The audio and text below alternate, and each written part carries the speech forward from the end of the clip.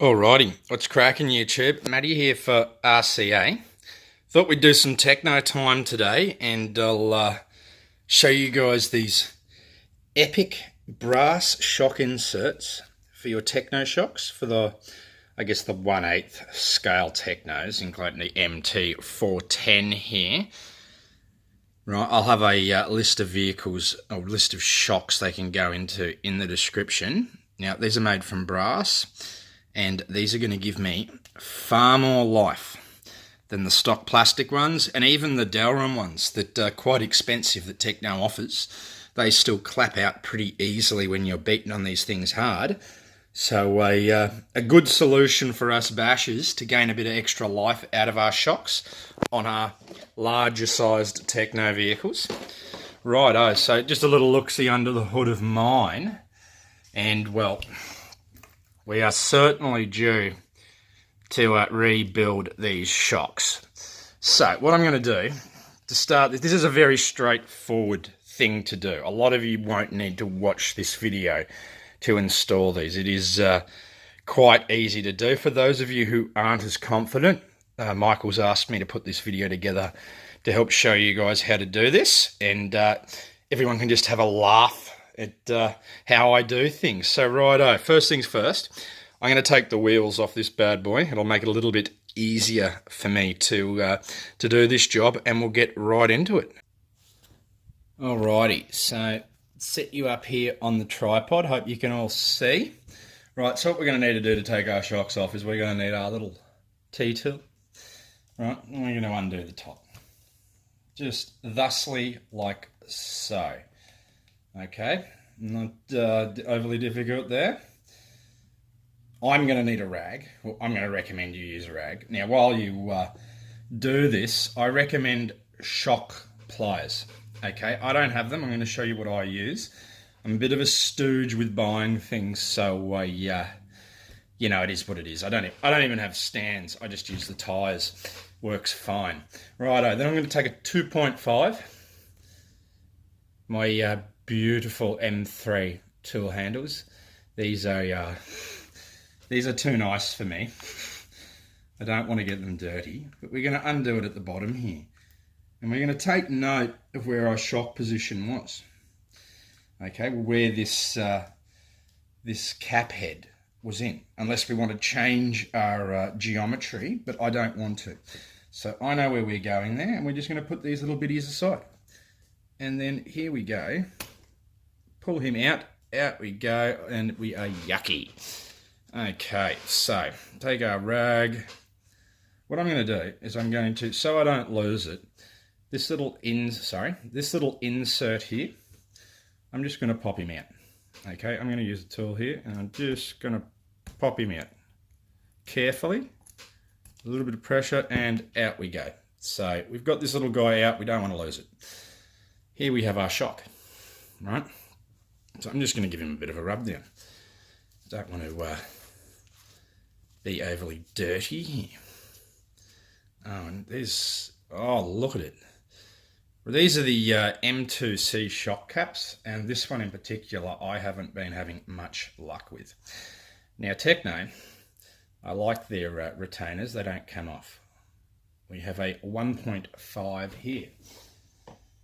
Need our 1.5, and we're going to take this guy out.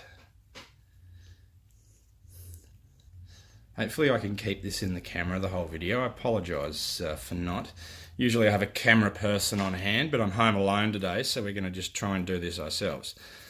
So we're going to pull the spring back. To make this easier on yourself, you can unwind. Since I'm so dirty there, I'm just going to persist, and I'm not going to unwind just yet until I clean it up a bit more. Here we go. It's off. That's off. More dirt's coming out.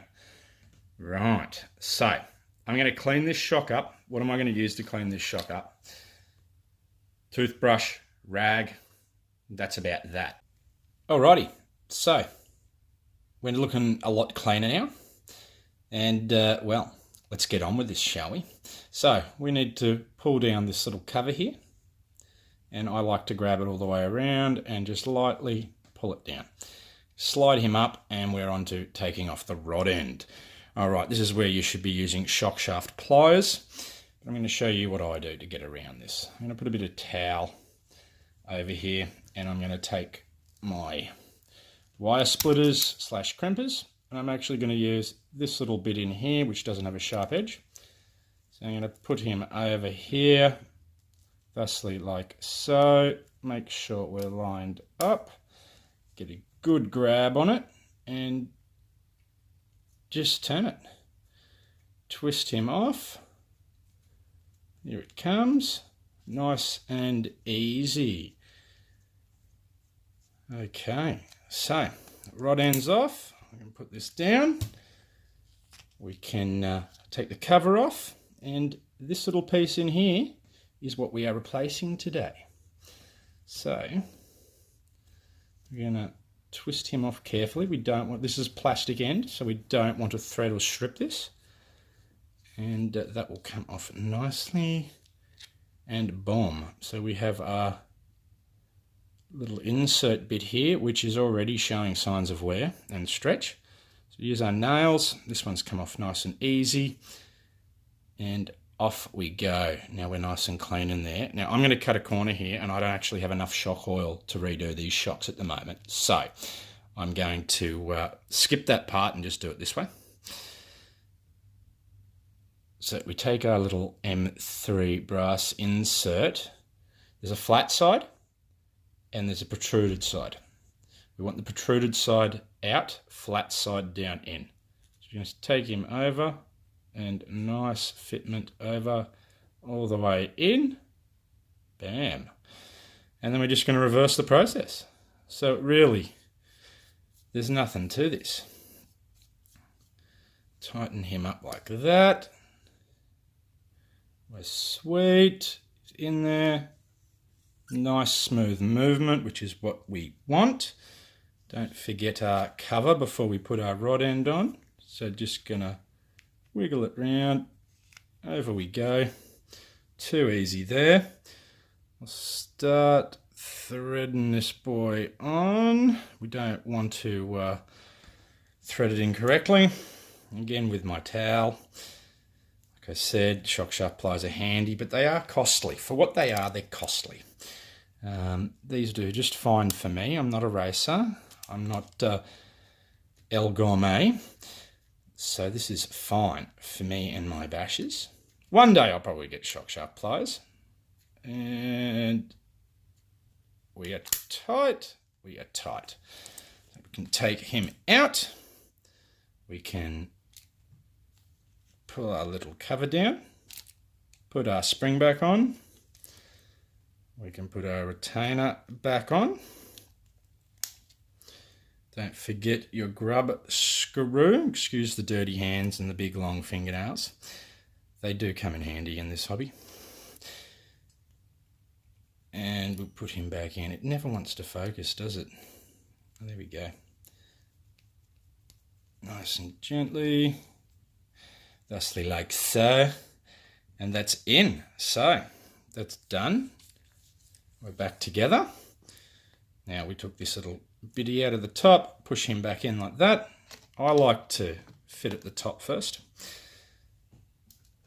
And I'm not going to tighten this all the way up, but I am just going to, if I can get it, I should be able to get it. There we go. Chuck him on. Now this little ball end likes to move around a bit. So what do I like to do? Line him up straight. Push him in, and I'll grab something like a 1.5 and very gently, because we don't want to snap the tip, I'll just push it through that hole, knowing that I've made a nice track there. It's not in the way. Then I can push this guy in and start tightening up with that. If you don't do that, sometimes when you put the rod ends in, you'll find yourself trying to screw in, it won't want to. So just something to push through that hole to help make sure that little ball end in there is sweet. And we're going to tighten the top up. Too easy. And that's that. And what you do is you'd repeat the process on all your other shocks. And it's seriously, it's that easy, guys. So look, I hope this has been of any assistance to any of you. Thank you very much, M3 Custom RC, for supplying these beautiful brass inserts. Right before we go here, I'm just going to do a weight for you guys that are curious.